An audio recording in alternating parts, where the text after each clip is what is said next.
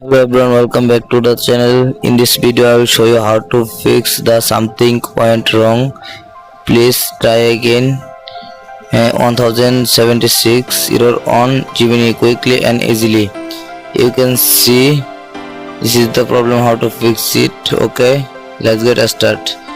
Gemini something went wrong. Please try again later problem.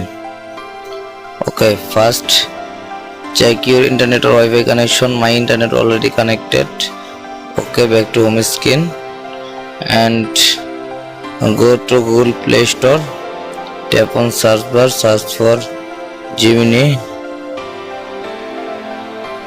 Now tap on Gemini and now check update your Gemini app. My Gemini app already updated to the latest version.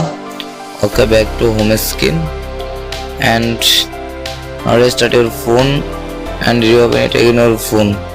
Okay, back to home screen and now open your Gemini app